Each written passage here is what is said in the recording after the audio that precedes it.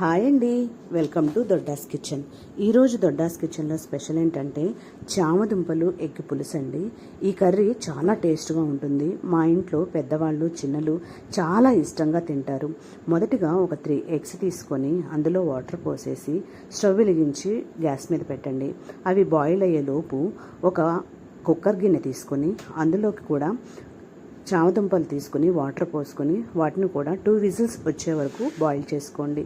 ఇప్పుడు ఒక onion, 3 green chilli తీసుకొని ఆనియన్ని సన్నగా పొడుగ్గా చిన్న చిన్న ముక్కలుగా కట్ చేసుకొని పక్కన పెట్టుకోండి. అలాగే గ్రీన్ చిల్లీని కూడా మధ్యకు చీల్చుకొని 2 పీసెస్గా కట్ చేసి పక్కన పెట్టుకోండి. ఇప్పుడు బాయిల్ చేసుకున్న ఎగ్స్ని ఒలిచి పక్కన పెట్టుకోండి. తరువాత చింతపండు శుభ్రంగా కడుక్కొని వాటర్ పోసి నానబెట్టుకోండి. ఉడికించుకున్న చామదుంపల్ని ఒలుచుకొని పక్కన పెట్టుకోండి. నేను ఎప్పుడు చిన్న చిన్న దుంపలే వేరుకుంటానండి, పెద్దవి నాకు పెద్దగా ఇష్టం ఉండవు. అందుకనే చిన్న దుంపల్ని ఎక్కువ ప్రిఫర్ చేస్తూ ఉంటాను. ఇప్పుడు పొయ్యి మీద కళాయి పెట్టి 2 స్పూన్స్ ఆయిల్ వేసుకొని ఆయిల్ బాగా కాగిన తర్వాత 1 స్పూన్ ఆవాలు, 1 స్పూన్ జీలకర్ర వేసుకొని బాగా వేగనివ్వాలి. చిటపటలాడిన తర్వాత ఇప్పుడు మనం కట్ చేసి పక్కన పెట్టుకున్న ఆనియన్, గ్రీన్ చిల్లీని కూడా వేసేసుకోవాలి. అవి కూడా మంచిగా కలుపుకొని వేగిన తర్వాత ఒక 4 చిన్నుల్లిపాయలు తీసుకొని వాటిని కచ్చాపచ్చాగా దంచుకొని అవి కూడా వేసేసుకోవాలి. అవి కూడా మంచి సువాసన వచ్చే వరకు వేగిన తర్వాత అందులోకి 1 స్పూన్ పసుపు, కొంచెం కరివేపాకు వేసి బాగా వేపుకోవాలి. మంచి సువాసన వచ్చే వరకు కూడా వేగనివ్వాలి. తర్వాత మనం కట్ చేసుకున్న చామదుంపలను కూడా అందులో వేసేసేయాలి. చామదుంపలు వేసేసి బాగా కలిపిన తర్వాత కొంచెం సాల్టు, 2 స్పూన్స్ కారం వేసి బాగా కలుపుకోవాలి. ఇప్పుడు మూత పెట్టేసి ఆయిల్ పైకొచ్చే వరకు కూడా వేగనివ్వాలి.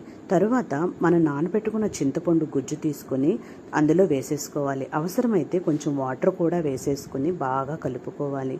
కూర మంచిగా ఉడుకుతున్నప్పుడు మనం బాయిల్ చేసుకున్న ఎగ్స్ను కూడా కట్ చేసుకొని అందులో వేసేసుకోవాలి. అన్నీ బాగా మిక్స్ చేసుకొని మంచిగా ఉడికిన తర్వాత అందులో ఆయిల్ పైకొచ్చే వరకు కూడా ఉడకనివ్వాలి. తరువాత కొంచెం గ్రేవీ ఉండగానే స్టవ్ ఆఫ్ చేయాలి. ఎందుకంటే చామదుంపలు జిగురు జిగురుగా ఉంటాయి కాబట్టి గ్రేవీ ఉండగానే ఆఫ్ చేస్తే చక్కగా చిక్కబడిపోతుంది, లేదంటే బాగా గట్టిగా అయిపోతుంది. గ్రేవీ ఉన్నప్పుడే స్టవ్ ఆఫ్ చేసేసుకోవాలి. చూసారు కదా, వేడివేడిగా దుంపలు ఎగ్ కర్రీ రెడీ అయిపోయింది. టేస్ట్ చూసి ఎలా ఉందో చెప్పండి. అసలు చామదుంపలు ఎగ్ కర్రీ ఏంటి అంటే మా పిల్లలు చామదుంపల పులుసు తినరండి. అందుకని నేను ఎగ్ పులుసు అని పెట్టేదాన్ని. దానిని వాళ్ళకి అలాగే అలవాటు చేశాను. కాబట్టి చిన్నపిల్లలకు పెట్టాలంటే మీరు కూడా ఇలా ట్రై చేసి చూడండి, చాలా ఇష్టంగా తింటారు.